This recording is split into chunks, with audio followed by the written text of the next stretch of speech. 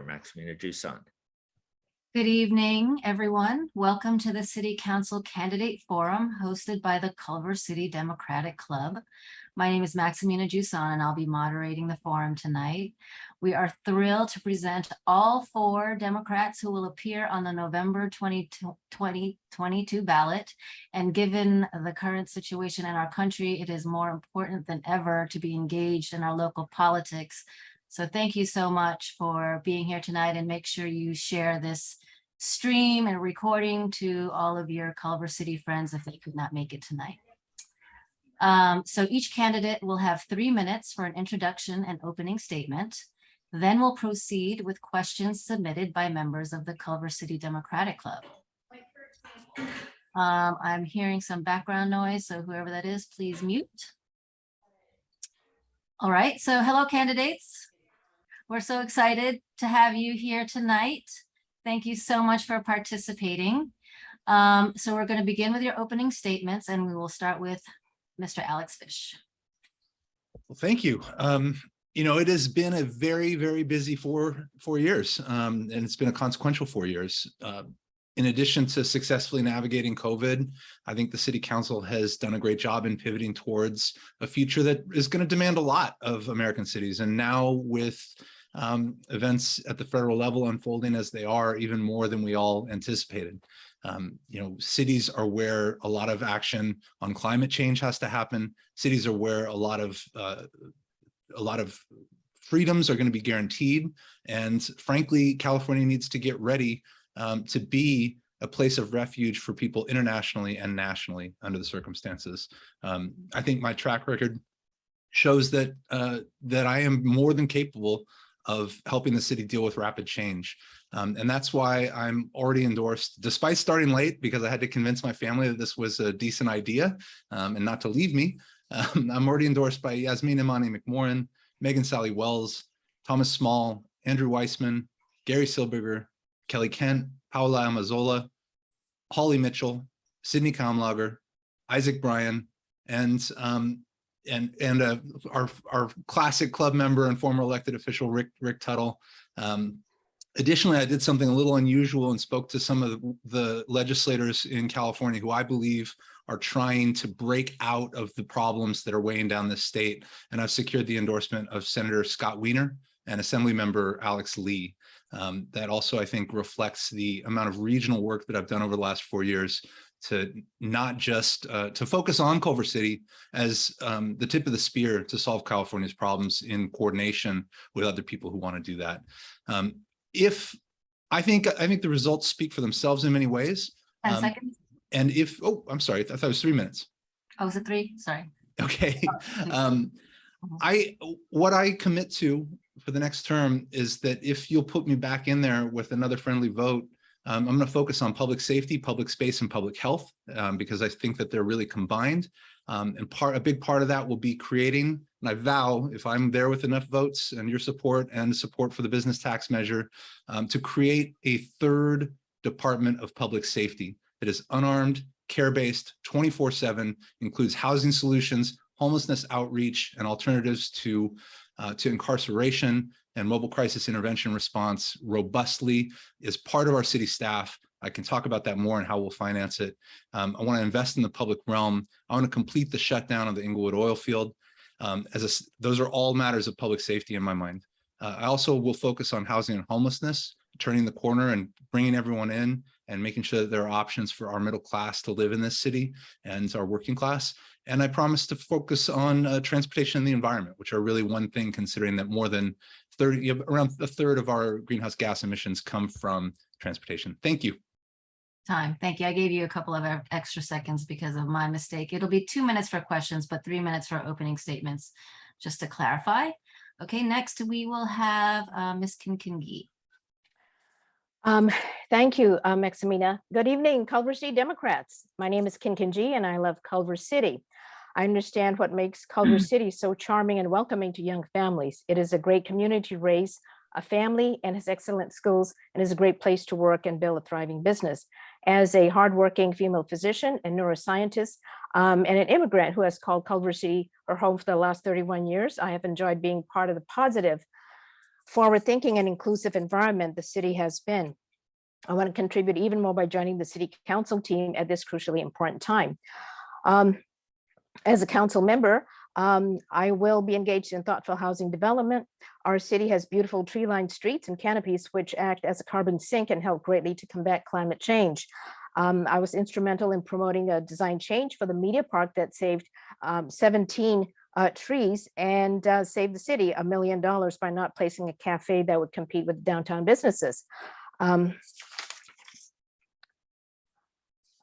Homelessness. As a member of the committee on advisory committee on homelessness and housing, we understand that we need to be part of a solution and need help from the county, state, and federal government with regard to that. Locally, there needs to be enhanced protocols for dealing with the homeless, as they need to be evaluated medically in addition to the psychological evaluation currently provided to them by St. Joseph's. A trip to LA County USC Medical Center where their medical and psychiatric needs can be evaluated 24/7 would be really helpful, as we can evaluate for dehydration, drug addiction, minor and mental health issues there. And once they're admitted to LA County, they can receive basic treatments and receive consideration for housing anywhere in the county and not necessarily in Culver City. I'm also planning on addressing transportation safety. But first, before we make any changes to the structure, we need to start with traffic studies before we make any changes. For instance, the changes that were made to the intersection at Kelmer Ranch and Overland were done without a traffic study. This has caused more visual impairment and traffic congestion. Additionally, this past Monday, a plan was put in place to add a pedestrian refuge and landscape mini park on the consent calendar. This did not add to the safety of the intersection, nor would it have made it ADA compliant.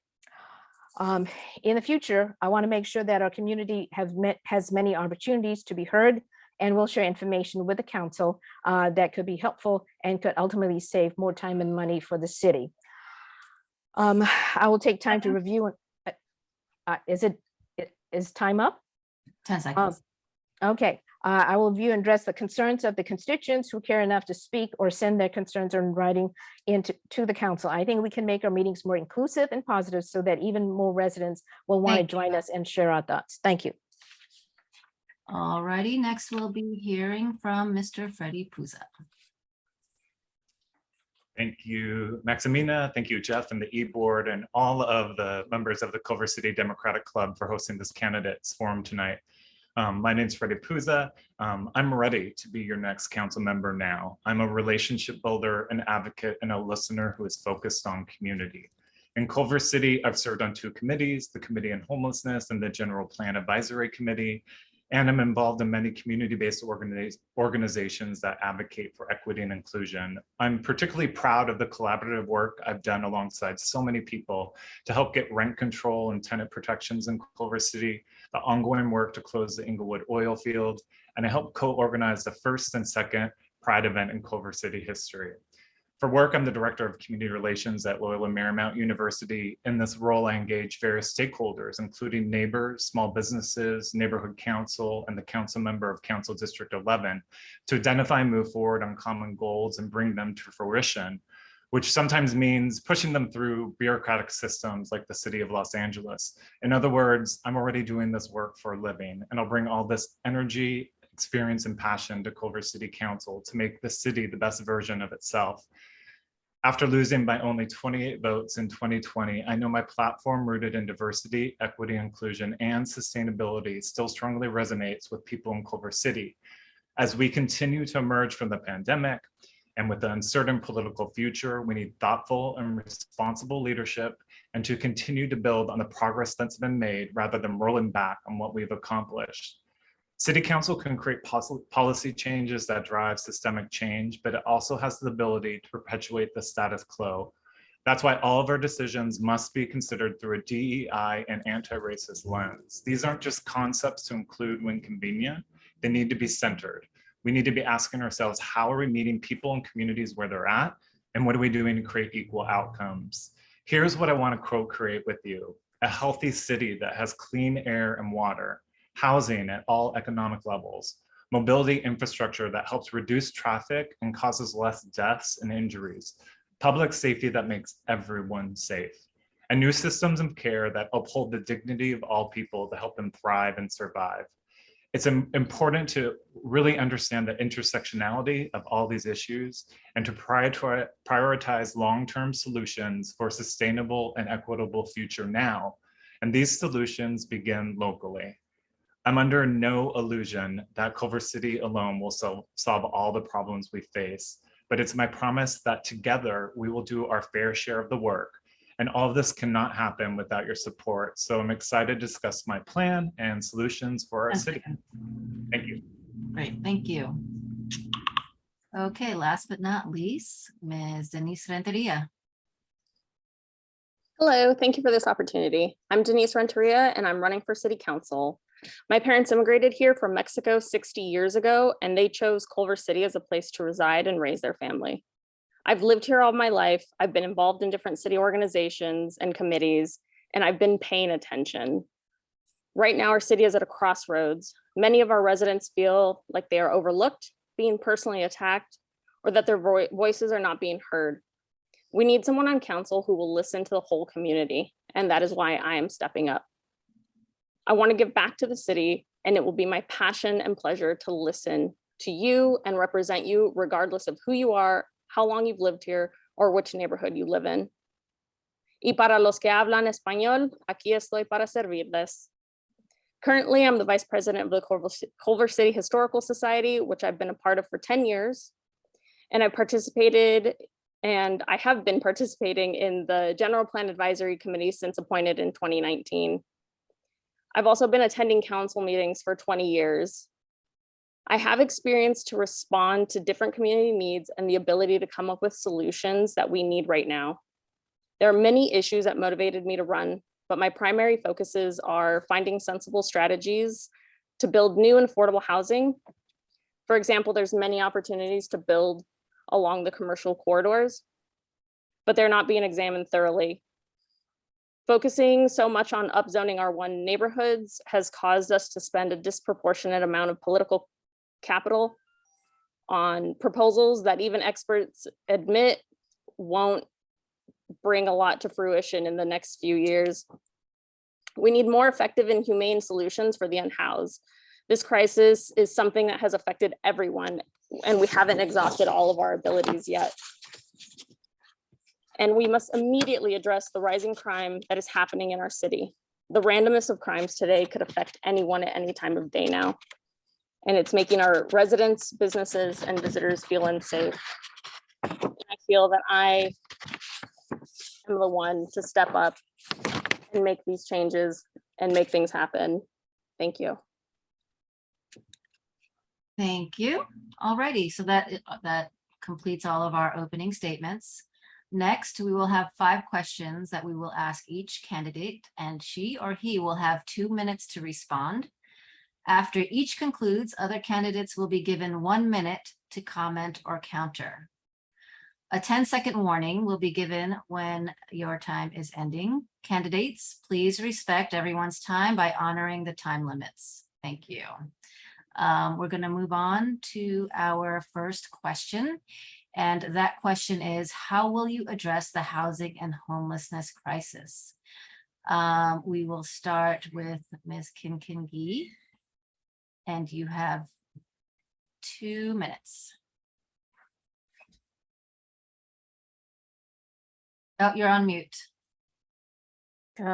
Okay, I'm starting my timer as well.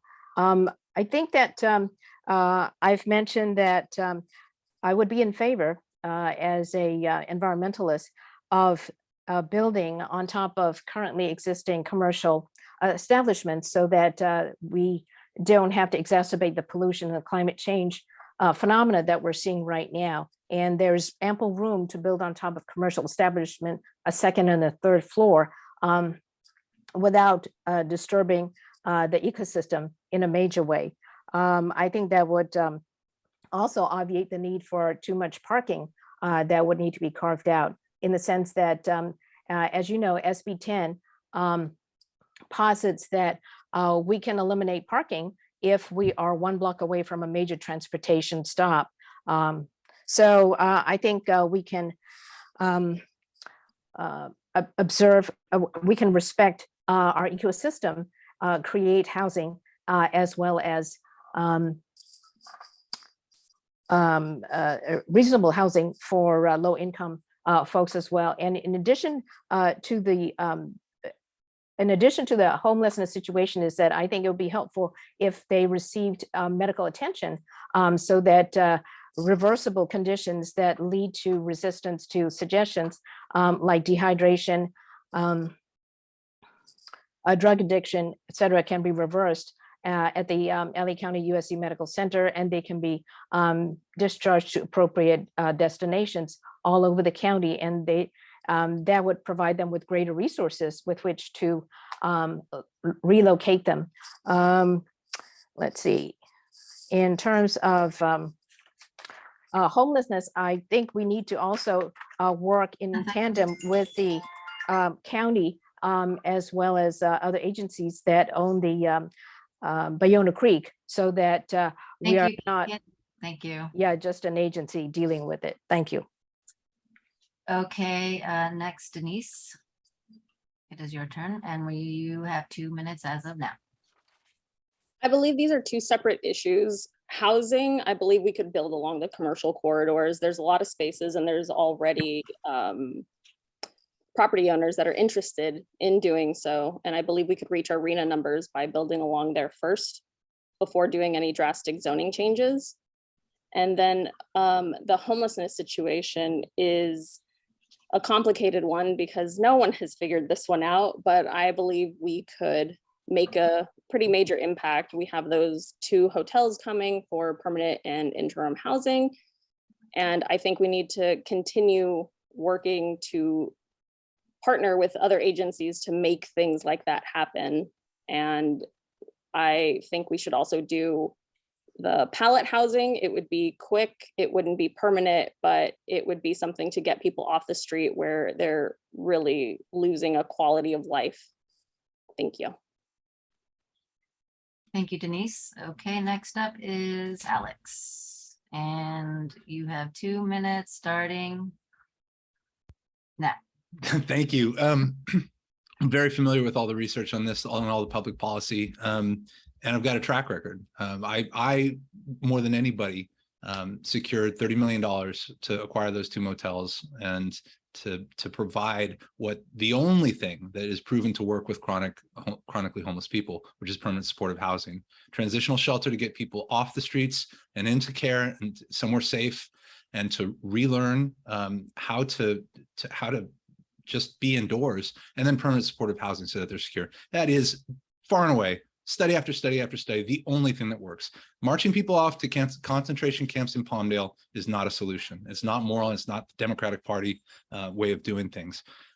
So first and foremost, we have to stop the faucet. We have to stop the flow into homelessness by controlling housing costs. There was that recent paper on, or the New York Times article on Houston. A lot of the policy interventions that they describe things are things that we're already doing here in LA County and are now dialing in. And especially in Culver City, we built this infrastructure that works to bring people in, to track them, who has what needs, what do they need, get them placed, get them indoors. But then in Houston, it's $850 a month to get someone into an apartment. Here, it's $2,400 to $3,000. So we have to turn off that spigot. We have to stop creating new homeless people. Then we can attack the problem by bringing people indoors, which I've got a track record of doing. Another big part of that is going to be that third public safety department that is basically like a super cahoots. We're going to have 24/7 people who know everybody who's unhoused in the city. The answer on housing generally is that you have to address supply. We have to find ways that the community can all agree that we can add space. We need stability for tenants and for older homeowners, and we need affordability provisions and subsidy. And I've got another 3 minutes in me, but I'll leave it there. Thank you so much, Alex. Okay, next up is Freddy, and your time is starting now. Thank you. Yeah, our homeless issue and house issue is really caused by decades of bad housing policy, and also reducing the budget in our mental health services. So I served on Skid Row. I did community service for 3 years, but then I really thought about and learned about the structural issues that cause homelessness. So really thinking about, with the equity lens, how do we create trauma-informed systems of care? So we know that systems of incarceration and systems of punishment only keep people in a cycle of poverty and despair. So how do we create systems of care that help people thrive and survive? I'm really excited. The idea for the motel conversions came around when I was on the committee on homelessness. So glad to see it's opening, and thank you for everyone who was involved in making that happen. And that will come online by the end of this year. We need to make sure that, we also get the mobile crisis intervention unit up and running to make sure that we have the right people who have the right training to help our people who are on the street. I also believe in a housing first policy. It's a research-based solution that prioritizes, providing permanent housing with wraparound services. And this is the way to really get people, up off their feet and to contribute back into society. Overall, I think we need to create housing overall in general. Since 2000, Culver City has only built about 686 units. We need to definitely increase housing at all economic levels in all neighborhoods. I also believe in helping people, we see a lot of the chronic homelessness and chronic unhoused, but the people who are about to slip into homelessness. So what resources and services are we providing those people? So whether it's, Sorry, that was a 10-second warning. Okay. All right, the last, I'll save it for the minute. Okay. All right, so now we will give 1 minute for each candidate to respond to the others. And we will start with Khin Khin.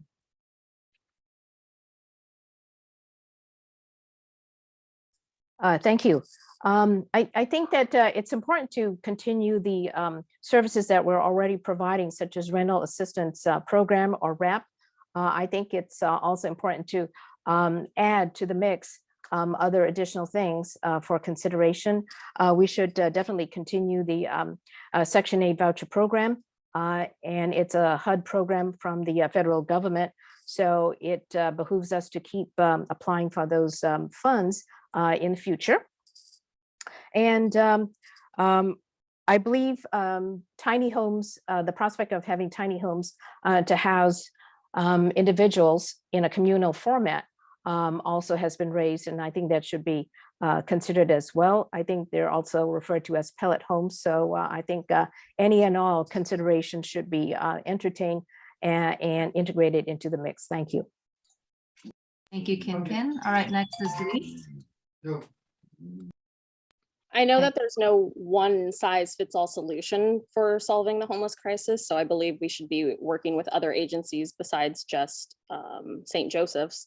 There's agencies that are out driving around and contacting people and making constant contacts with people where they would recognize everyone and know where people stay and where people are. So that way we could treat individuals for their specific needs versus a one size fits all solution.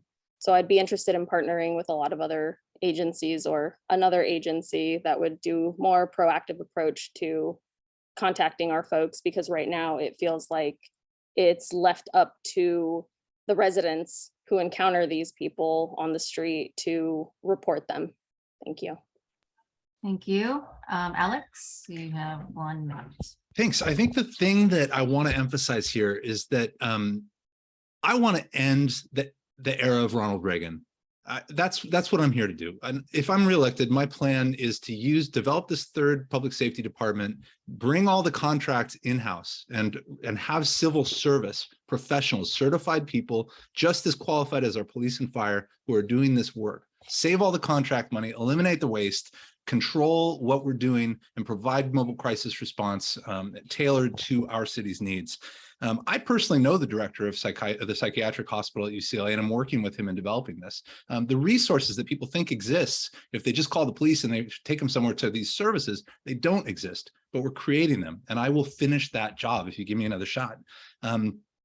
Addressing the corridors and the R1, all we actually did was we said we would study the R1 zone as part of the general plan. And then we wasted a year, and ultimately we're pretty much superseded by the state anyway. So Corridor is great.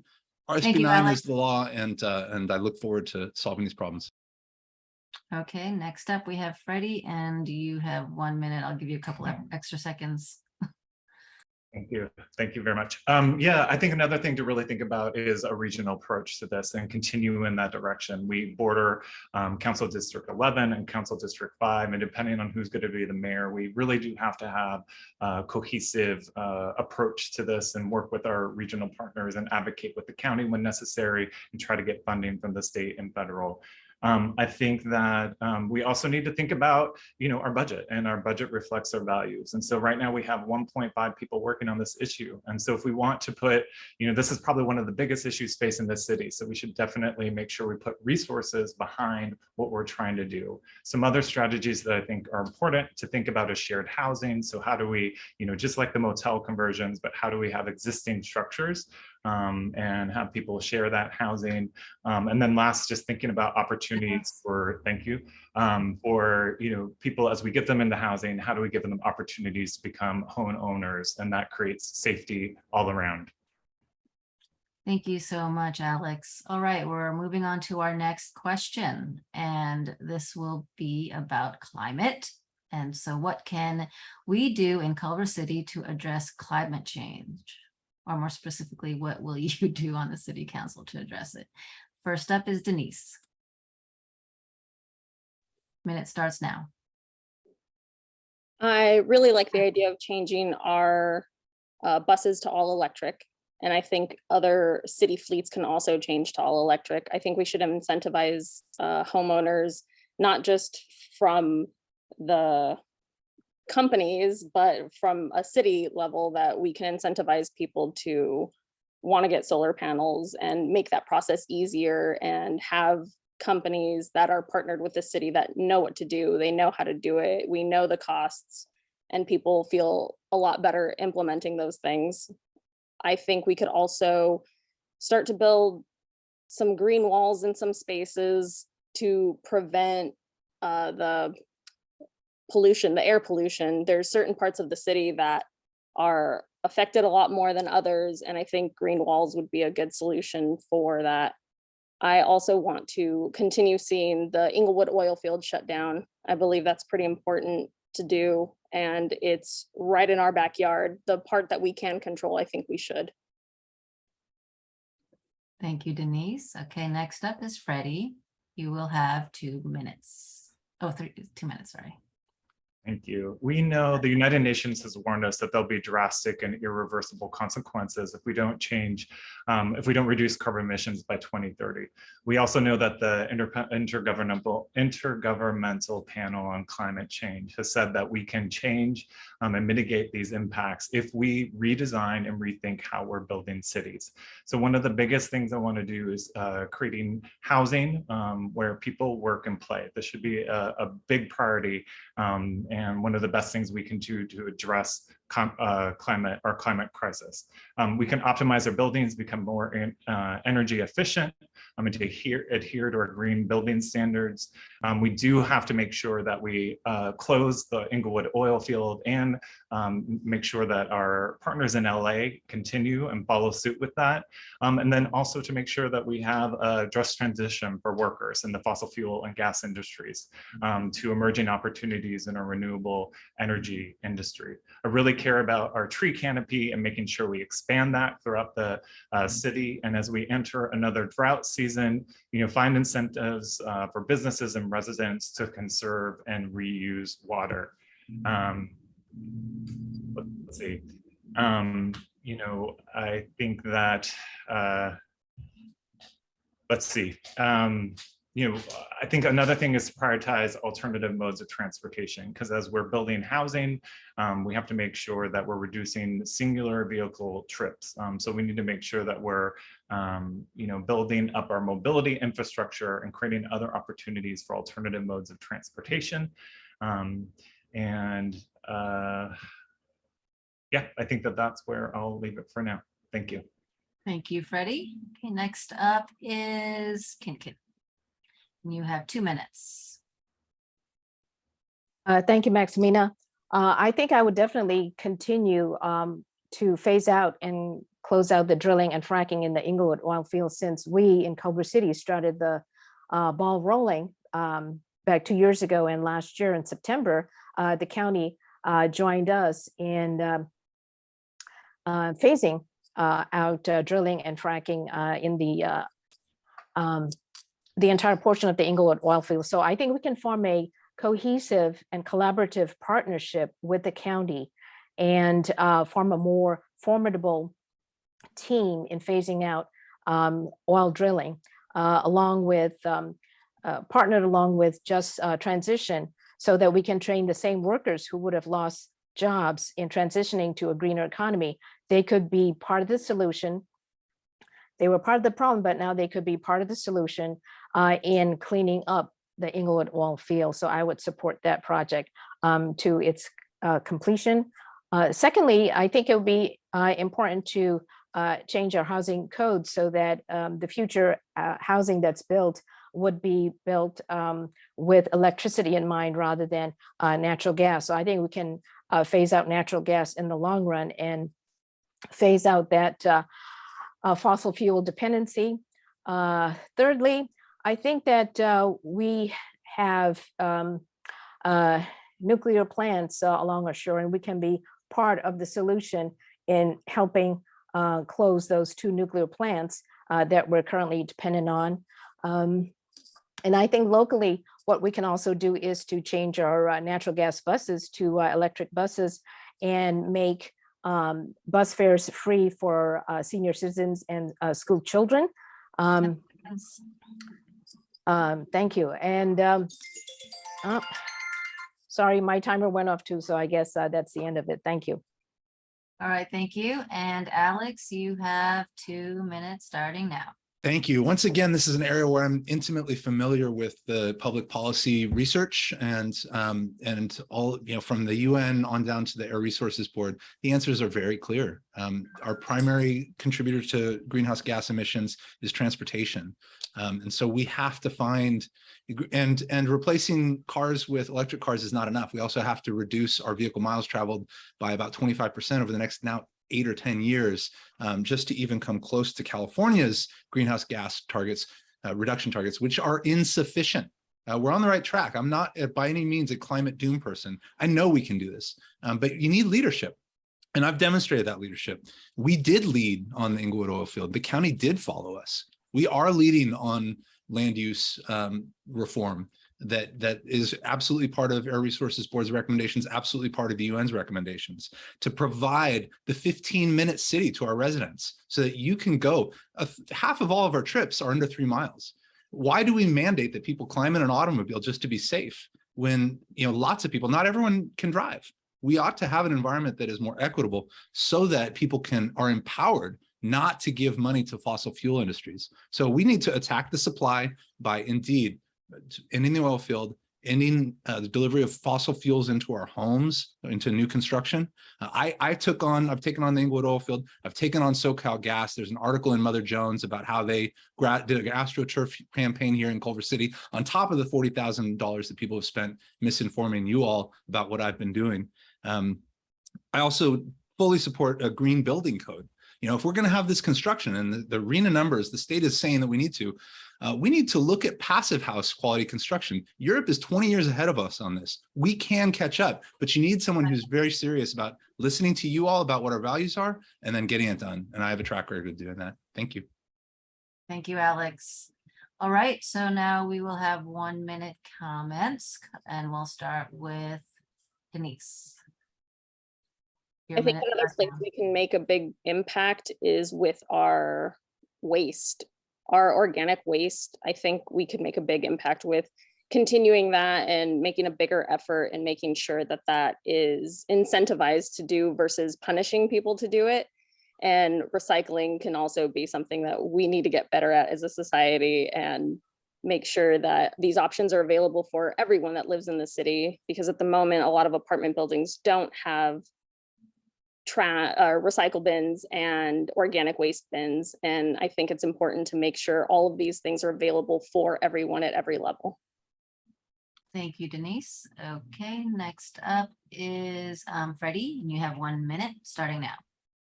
Great. Yeah, I think another way to address this issue is to engage our business community. So I'm looking at ways that we can support the expansion of our sustainable business certification program.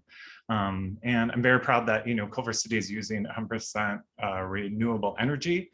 And I'll promote that alliance and encourage our regional partners to get on board, because it's a win-win program that allows for stable and competitive rates as well as higher renewable energy.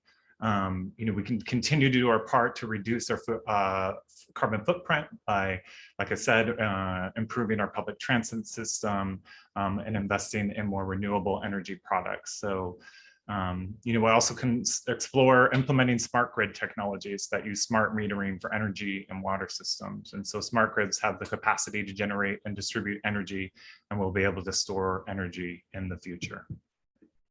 Thank you, Freddie. And our last 1-minute comment on climate will be from Alex, and your minute starts now. Thanks. I'm glad that a couple people brought this up, electrifying the fleet, because it is a great thing. And once again, this is another area where we're leading. We'll be the first small city, and I think maybe the second city in the state to have a 100% electric public transportation fleet. That's thanks in part, once again, through our partnerships. Sydney County secured $17 million for smart streetlight repairs. We got to replace $25 million with the streetlights. She came through with that. But on top of that, we're going to have charging technology in our streetlights. That's great. Isaac Bryan came through with a budget ask to help us reconstruct our vehicle yard so we have enough charging for all those buses. So that really is a key component. Beyond that, I've mentioned e-bikes. An electric bike might be $1,000, but a new Camry is like $30,000. So providing that space for e-bikes where people can effortlessly travel long distances and have fun, I think is another key part, and will make the city much more livable. Thanks. Thank you. Thank you, Alex. All right, we're moving on to our next question. How will you further the work begun by the 2020 Public Safety Review? And you will have 2 minutes to answer this question, Freddie. Starting now. Great. Yeah. Well, whether real or perceived, people are having many feelings about crime and public safety in Culver City right now. And I think we need to continue to do the work to make our city truly safe for everyone. There are some people in our city that want to give the police everything they want and more, while others are suggesting more community-based approaches and even abolishing the police. So as I mentioned, I will center equity in all my decisions. And so the system of policing has historically protected white property owners and targeted poor and or people of color, specifically Black and brown young men. So I think we need to hold all departments accountable. At the same time, no reasonable person I know is advocating for lawlessness or anarchy. So we need to hold people accountable when appropriate. The long-term work is to transform public safety so we can create just and equitable outcomes. So this process needs to be informed by people who have been historically over-policed, which includes Black folks and other people of color, poor people, and members of the LGBTQ plus community, especially trans folk. We also know that when we create safer cities, when we have access to services like housing, jobs, mental health services, public space, et cetera. And our budget really reflects our values, and we need to ensure that our mobile crisis intervention unit gets up and running, and that we establish an independent civilian oversight committee with subpoena power that reports directly to the city council. Right now we have a chief advisory panel that reports to the police chief, but I think that we need to establish the line to city council. So short term, we know that systems of incarceration and punishment don't achieve the outcomes we're looking for. We need to permanently end the practice of stop and frisk, as it disproportionately affects Black and brown young men in particular. And I'll stop it right there. Thank you, Freddie. Next up is Alex, and you have 2 minutes starting now. Thank you. I really want to emphasize my focus on public safety, public space, and public health. It really is coming to one thing in my mind, because it's the question that has been not really well discussed. I mean, it's certainly been the topic ever since the murder of George Floyd, but we're not connecting that this is all about people being safe, quality of life for everyone, quality of all lives, public safety for everyone. That's what we really need to strive for. And I think, I'm very proud that we authorized the mobile crisis team. It's been more difficult to form than I expected with the contract approach, which is part of what inspired me and to bring buy-in with city staff for the creation of a third public department, which can really handle a lot of non-violent events that people call the police for right now. And the police are not actually the best tool for that and are extremely expensive. People retiring at 55 with a full pension is costly for the city. They earn it. Our workers work hard, but that is not the best way to deal with minor and quality of life issues. I'm proud of our chief for undertaking the traffic directive, which ended vehicular stop and frisk, which the mayor of Inglewood, former Santa Monica Police Chief Jim Butts, personally thanked me for because of his experiences in Culver City with racial profiling.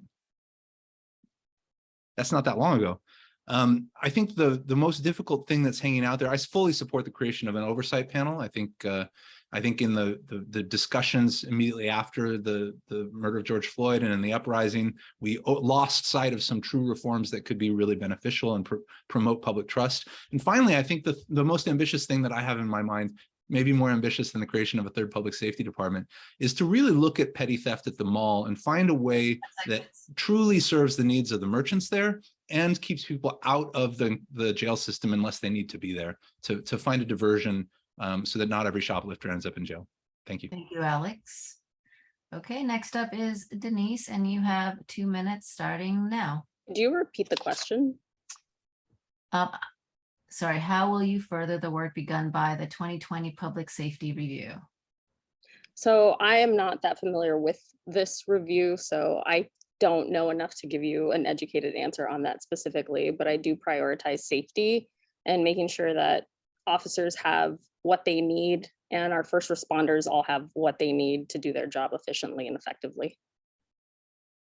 Thank you, Denice. All right, next up is Khin Khin. And you have 2 minutes starting now. Okay, thank you, Maximina. I think that as a practicing physician, we look at public safety from a public health vantage point. And for the longest time, physicians have been kept from evaluating gun safety from a public health point of view. But hopefully with the change in administration at the federal level and with the recent happenings in the state of New York and Uvalde, Texas, I think we should be bold and look at how we can ban automatic rifles at the municipal level. I think we can do that. And that should be looked at. We also should look at the possibility of passing or working on a ballot initiative to increase the age of qualifying to buy a pistol or an AR-15 that needs to be increased from 18 to 21. The state of Florida did that after that debacle at the Marjorie Stoneman Douglas High School, and they were able to do it at the state level. I'm confident that we can do it at the municipal level.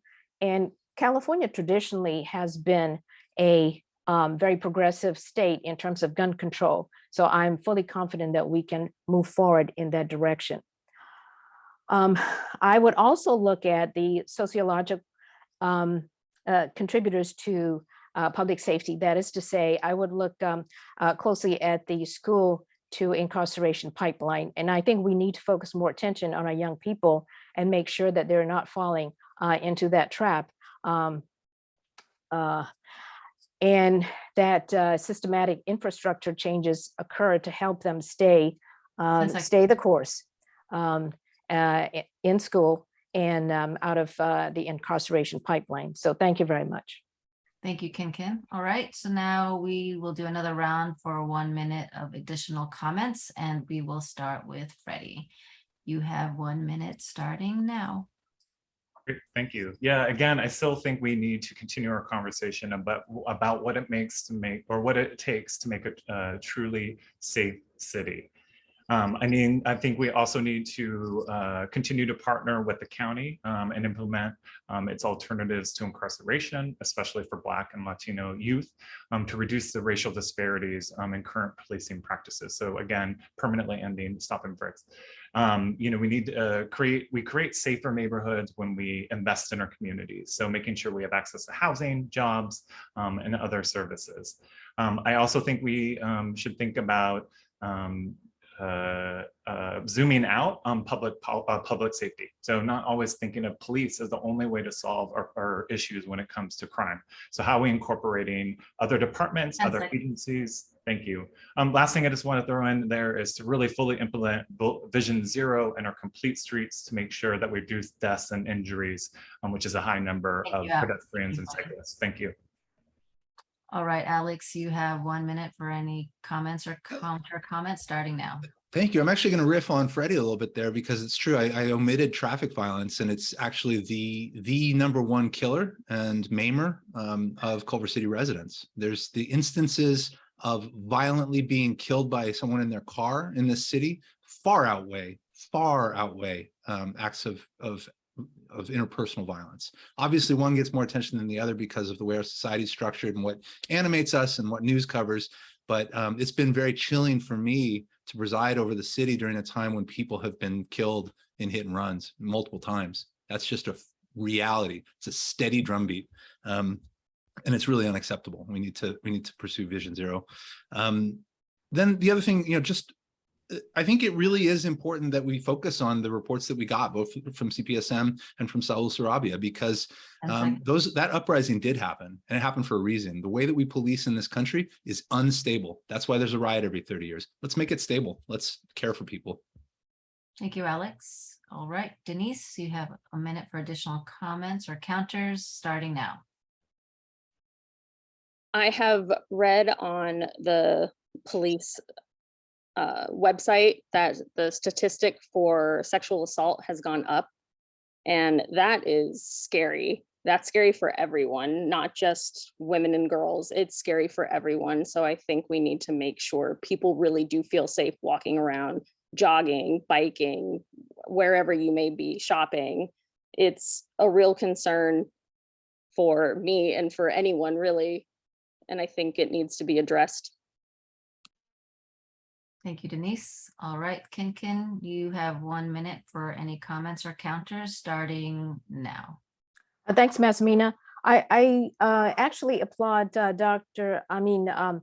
Chief Sid for moving his department onto a more digital system of issuing tickets, traffic tickets for infraction. That way it lessens the chances of violent encounters.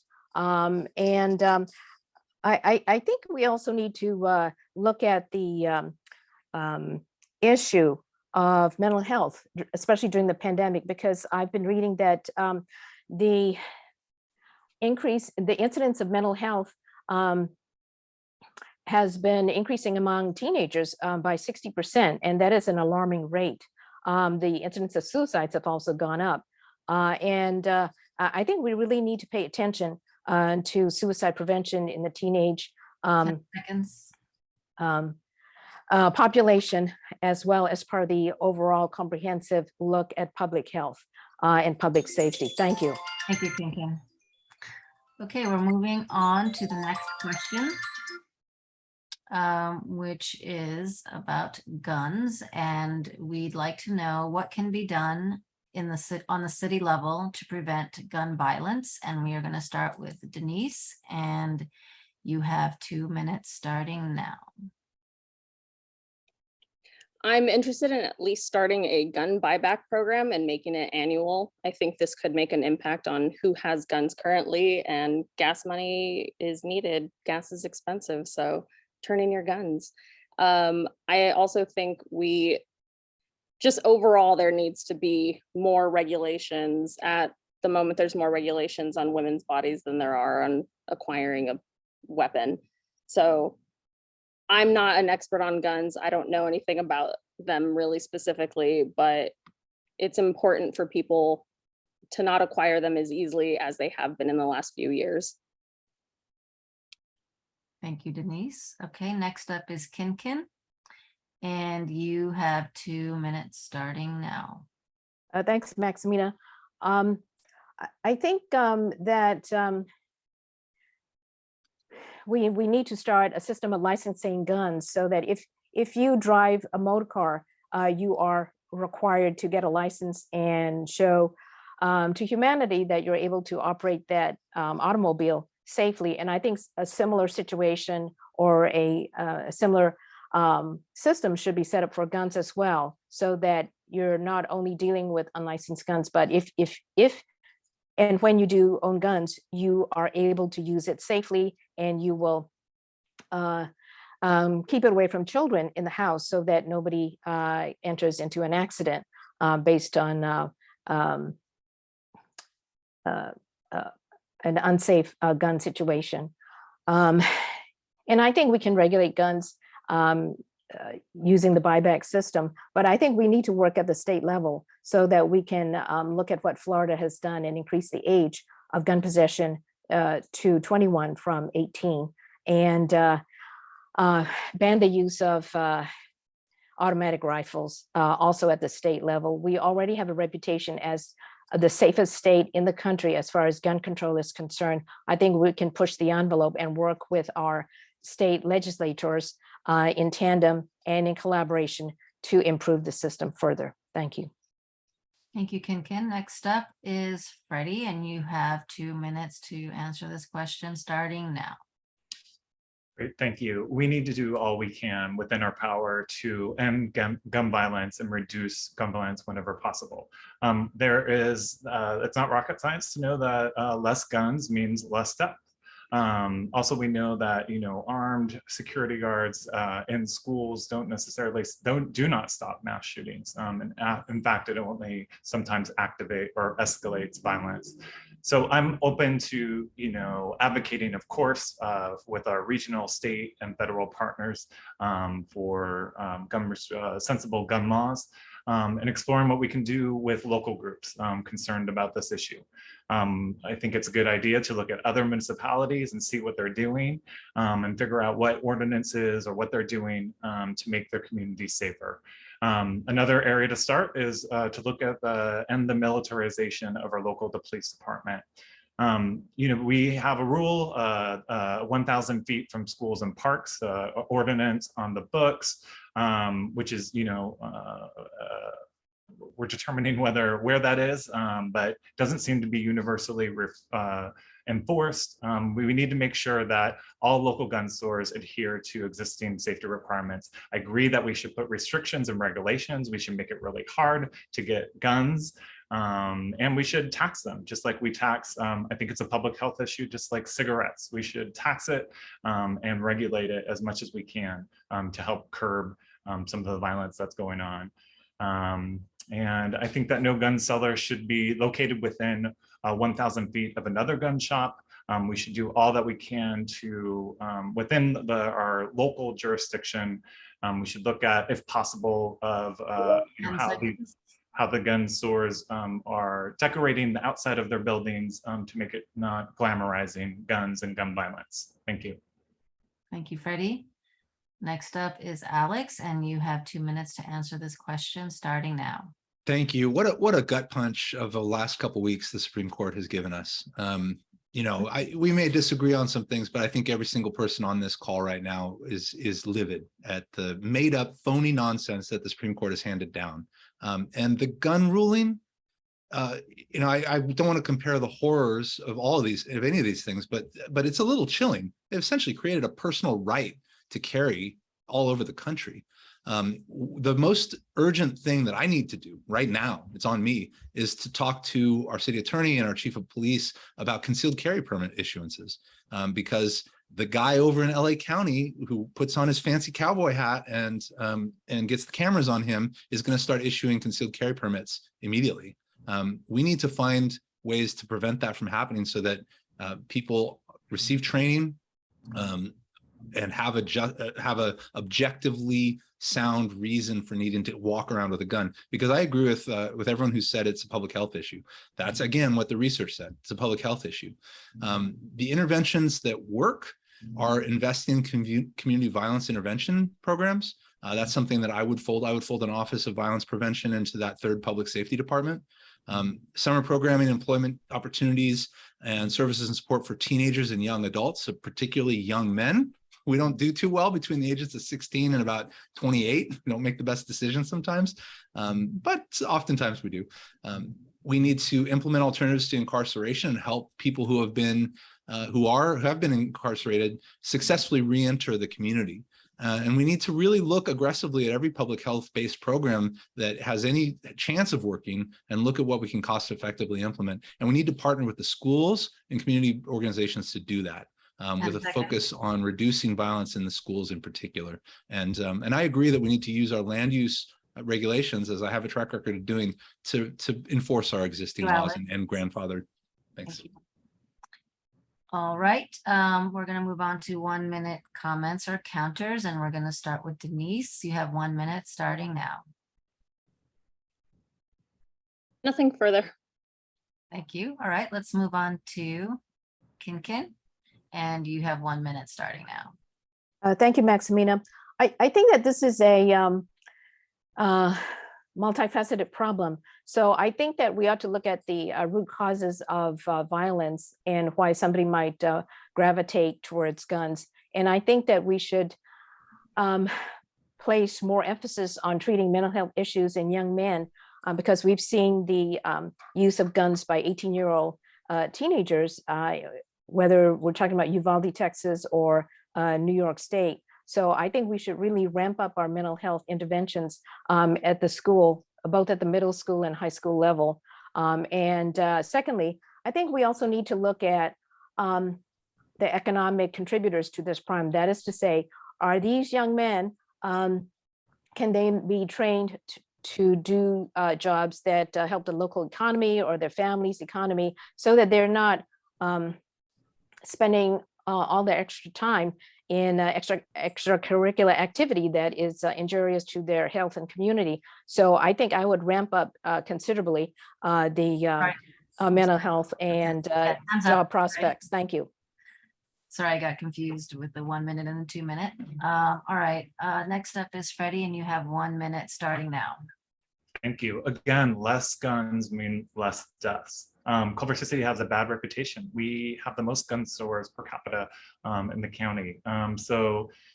We also know that, after people get their gun within a certain amount of time, they'll commit a heinous crime. So we do not want these shops within our jurisdiction. So whatever we can to make it more difficult to have them.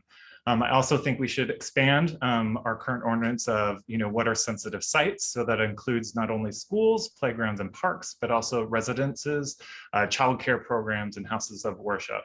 Again, we need to consider prohibiting new gun stores and sellers from locating in Culver City. We already have an outsized number of gun stores for a city of 40,000 people. And that concludes my comments on this subject. Thanks. Thank you. Alex, I'll give you a couple extra seconds if you need it, since Khin Khin got a couple extra seconds. Then you have that's all right. 1 minute and change starting now. You're not supposed to do this in electoral politics, but I'm not a very good politician, so I'm just going to say that I agree with everything Freddie just said. But it's true. I mean, more guns are more death, and we need to enforce there's a reason that we enacted distance laws, and we know how to amortize uses, land uses. We should study that, and we should add places of worship to that, because I think a lot of people, we're asking a lot of our Muslim community to, in times when they come under pressure and threat, which is all too often, to walk right by a gun store every time they go to worship. I have a problem with that. I think that we need to make sure that the gun stores are paying fees sufficient to run the programs that we need to run to reduce the number of guns and to run programs to reduce violence. And I'm proud that we enacted a safe storage law ordinance here in Culver City. And that's it. Thank you. Thank you, Alex. All right, so we have made it to our last question of the evening. Freddie, you'll be the first to answer. What is your opinion of the city's financial health? and budget priorities, and how would you improve or alter them? You have 2 minutes starting now. Yeah, I mean, there's no doubt about it. We have significant budget issues as we move forward. We have a lot of the pension payouts that we have to account for as we move forward. The next 10 years are going to be really difficult. I supported Measure RE in the last election. I think that was a great way of bringing additional revenue into our city. I think we need to look for alternative ways to fund the things that we need to do to keep our city afloat. We don't want to, eat up in too much of our reserves, which is we don't do anything now, we're going to do that, and that puts us in a critical threat and serious, liabilities. I know that there will be the business license tax increase that will go on the ballot. I'm very curious to see what the final version of that will be, but that will bring increased revenue, and I really support this 100%. The good thing about this is, there's about 10,500 businesses, give or take, and about, under the current way that it's written, 4,000 of those businesses will not be affected by this business license tax. It hasn't been updated since 1965. And so when we're thinking about equitable lens, making sure that everyone's paying their fair share, and really that it's going after more of our large businesses, large corporations, make sure that, as they come into our city, which is so great, bringing all this economic development, that we have the resources to support all of this development. Let's see. I think that those are the main things for right now. Thank you. Great, thank you, Freddie. All right, we'll be moving on to Denice. You have 2 minutes to answer this question starting now. I believe it's really important to be fiscally responsible amongst our city. I know that we are doing a lot of studies and it feels like we might have a little bit of a spending problem, but there's a lot of turnover in the city staff and we are currently understaffed. There's low morale. There aren't enough people to pull all the requests that are currently being made. I think it's really important to make sure all our departments are fully at full capacity with employees and make sure we're getting everyone that's completely qualified to make sure that we're running smoothly. I did oppose the business tax increase, but I said not now, not never. And I think now it may negatively affect some of our businesses. So we'll see the final results once it's on the ballot. But I don't want businesses to start leaving or businesses to have to close down or be negatively affected by a business tax increase.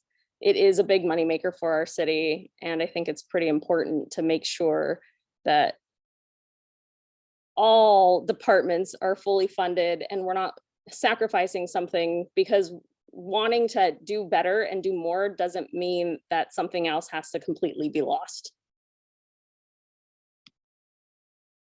Thank you. Okay, next up is Alex, and you have 2 minutes to answer this question starting now. Thank you. I mentioned wanting to end the Reagan era, and I'm not kidding. The era of big government is over. We need to end austerity. We have asked residents to kick in there with consumers with the sales tax. We have asked property owners to kick in with Measure RE, which received more votes than any city council candidate in city history. Now it's time for business to pick up their fair share. With the business license tax, which indeed will actually be a tax cut for the majority of Culver City businesses, we'll be in a great position. We have done very well on the revenue side, and we have a wonderful city manager with whom I have an outstanding relationship who has done a great job containing the costs. He is on the same page with me about the need for a third public safety department. I think ultimately it may involve, once you net out all the things that we spend on consultants and on things that are not very effective, it may, there will still be a cost, but I think that we have collectively, and we've chosen to invest in ourselves. This is a city that wants services. We want to solve problems. We want to be better than the stereotype of California. And I think we're on the cusp of fixing these things. And I am 100% sure, because it's been one of my top priorities, and I've delivered, I'm 100% sure that we're on sound fiscal footing. We have raised the revenues to do it. We have controlled the costs. And I know we can provide the expanded services that Culver City residents demand in a cost-effective way that's going to increase the quality of life for everyone here, connect people with services, and really begin to turn the corner on the problems that Ronald Reagan and Howard Jarvis inflicted on California. Let's stop it right here. We're the Democratic Club. Let's turn the page and let's build the better world that we all believe in. Thank you. Thank you, Alex. Next up is Khin Khin, and you have 2 minutes to answer this question starting now. Okay, thank you, Maximina. I think the problem is it has a lot of facets to it. And I think that the pension issue is the largest. It's taking a huge chunk out of our budget as it is these days.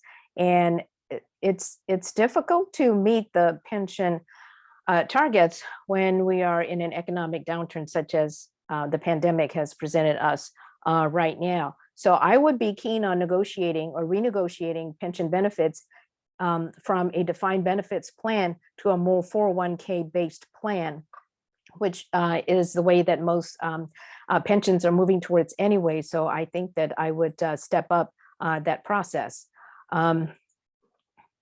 Number two, I would not necessarily raise the business tax at this juncture because not all businesses have come out of the pandemic yet. And the pandemic, we may be done with the pandemic, but the pandemic is not done with us. So we really need to wait until we fully come through that process and we're done with it. And we can see some economic upturn. And we're not constantly seeing news reports about the recession being around the corner on top of the inflation. So this is a really dangerous time to increase taxes. However, I think the businesses that are doing really well, the fossil fuel industry is making hand over fist in this particular juncture and in this economic climate. And I noticed that if you look at the spreadsheet that was given to us as to which industries will be taxed higher and lower, the tax for oil industry drops down. Actually, it's halved. I would go in the other direction since they're making money hand over fist. I would tax them Thank you. greater. Thank you. Okay. All right, we're going to move on to our 1 minute of additional comments or counters. We're going to start with Freddie, and you have 1 minute starting now. Great, thank you. I think in addition to what I've said, I think innovation is going to be key. Unfortunately, as we emerge from the pandemic, we don't have a blueprint to operate from. So, it's been said, but we need to continue to engage our regional, state, and federal partners to get the proper resources like the continued rental assistance and mortgage relief. And our economy will be changing every day. But we need to do better for our residents. I think that although this is not within the jurisdiction of City Council, I do support split role legislation. I think that's a way that we can really move forward and recoup some of the costs that have been lost and make sure that businesses are paying their fair share. So I think that's one way, that's something that I would definitely advocate for as we move forward. Yep. And then just reminding people that our budget reflects their values. So how do we, make sure our budget helps lift people up and helps them thrive? Thank you. All right, Denise, you have 1 minute for any additional comments or counters starting now. Nothing further. Okay.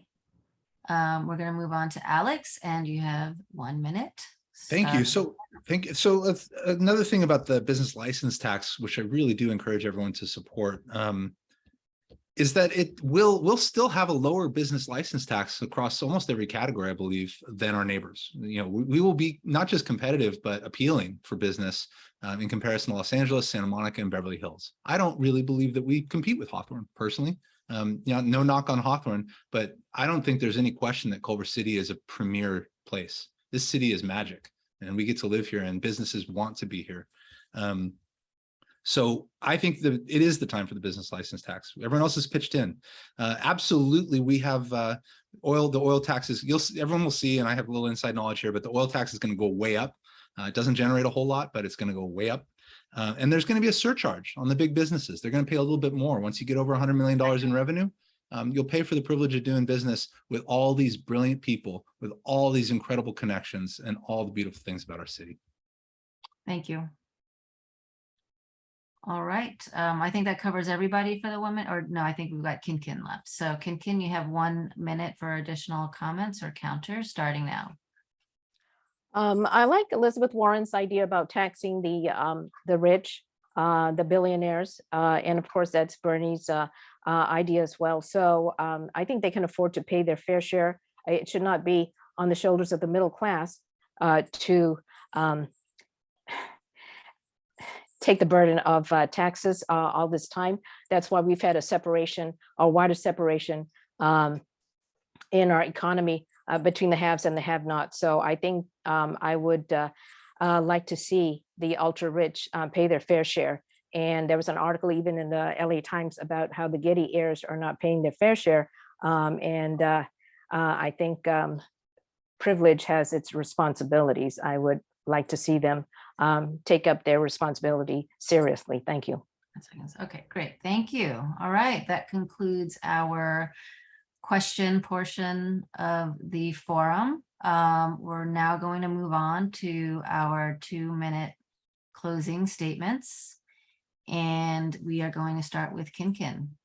You have, oops, you good, Jeff? Okay, you've got 2 minutes for your closing statement starting now. Khin Khin, thank you. Thank you, Maximina. Please vote for me, Khin Khin Gyi, in November. If you vote for me, you will have voted for the city's own sustainability officer, since I hold a sustainability certificate from UCLA Extension with its distinction. I'm also the only candidate who has attended the Community Advisory Panel or CAP meetings at the Inglewood Wildfield since 2009 and have spoken up about the community's health and safety since that time. By voting for me, you will have voted for the city's own land use and planning officer, since I have been attending UCLA Extension's land use, law, and planning conferences for 5 years straight, including this year's. As a small business owner, I have a track record of saving money, as I did so recently with saving 17 trees in Media Park, along with $1 million to the city by not cutting down those trees, replanting palm trees, building a cafe that would compete with downtown businesses. I can be trusted to seek a win-win proposition or opportunity with any issue that presents the city. Vote for me, Khin Khin Gyi, in November, and thank you for your attention. Thank you so much, Khin Khin. Next up for a 2-minute closing statement is Alex, and you have 2 minutes starting now. Thank you so much for the time and to everyone who's attending and to my fellow candidates. Great job, everybody. You know, these are challenging times, and it's not just the federal government. It's also our status quo and our trajectory. We all know that this is not working, that we know that we can't keep growing or refusing growth in the way that we have and expect to have a different result. It's resulted in 160,000 homeless Californians, out of control commutes, air pollution that is shortening all of our lives and reducing the quality of our later years. It's continuity, a respect for equity and experience that this city needs to have sustainable change, change that's going to stick, change that's going to make us financially vibrant, culturally vibrant, safe, and welcoming. It's understandable that people feel like they want to start over sometimes. Because it has been a really rough 2 years. It's especially understandable considering that the oil industry, the gas industry, and $40,000 worth of local money that's just opposed to change has spread misinformation about what we're doing. You cannot expect a city the size of Culver City in a region the size of Los Angeles County to change in 4 years when we've got 4 or 5 decades of disinvestment, of fear of change, and a failure to embrace all the vibrancy that we are capable of. It's the difficult decisions that we make with serious consequences that require the thoughtfulness, the courage, and the original solutions that I have brought and that I will continue to bring with even more experience and your support in November. So please vote for me, put me in there with the support to get things done to solve your problems and make your life better, and with the financing we need with the business license fee. Thank you so much for the time. Thank you so much, Alex. All right, Denice, we're going to move on to you for 2 minutes of closing statements starting now. I'm here to take care of home. I'm here to take care of my home, your home, and whatever version of home that is for you. It's so important to me to make sure that this city grows in a very smart and effective and sustainable way. I love this town, and I mean that wholeheartedly. I've grown up here. My family's been here forever. We're established. I'm not here to be a politician. I'm here to make sure that the community grows. And I want to represent everyone in the community. I work as an artist as my day job. I'm used to hearing criticisms from all opposing sides and being able to I'm able to be flexible and to make sure I can come up with solutions, creative solutions, and solutions on the fly to make sure I try to get as many people on the same page as possible. I'm used to doing this every day. I want to continue doing that, and I think I can do that for the city. Voting for me would be voting for the first Latina on council. I think it's time. It is about time that I be there. And I would be representing an underrepresented population here in the city. I would be honored to be the first Latina on council. And I have creative and pragmatic solutions because it's what I do every day. Thank you. Thank you, Denice. All right, last closing statement of the evening will be from Freddie.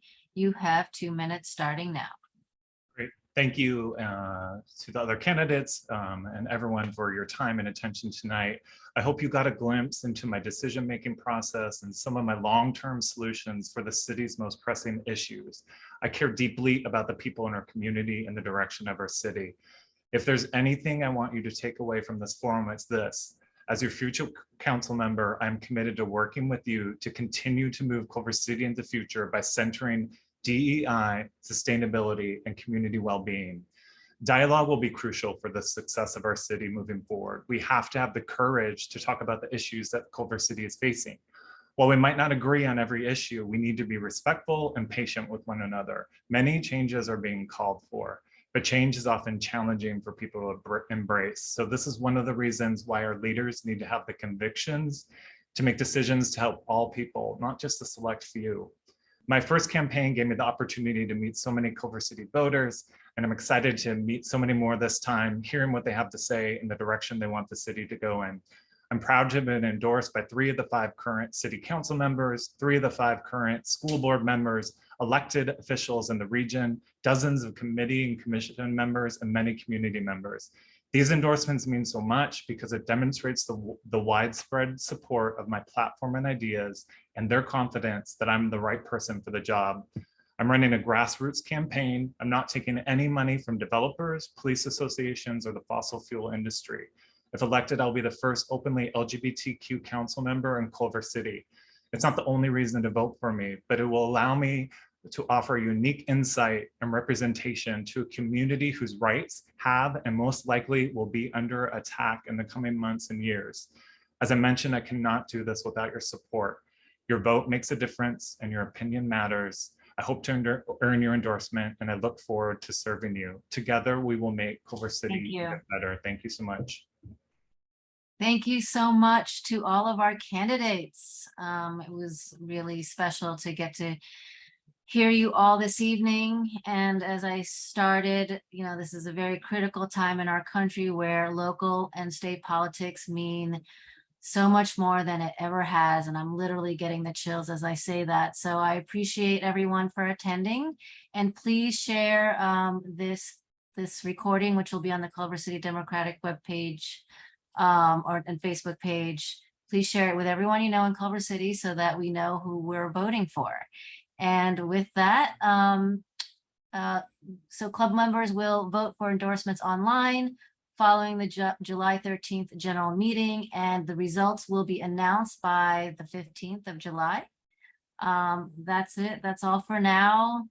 Much love to the Culver City community, big group virtual Thank you, hug. Maximina and Jeff. And it's Great time, hands there, Jeff.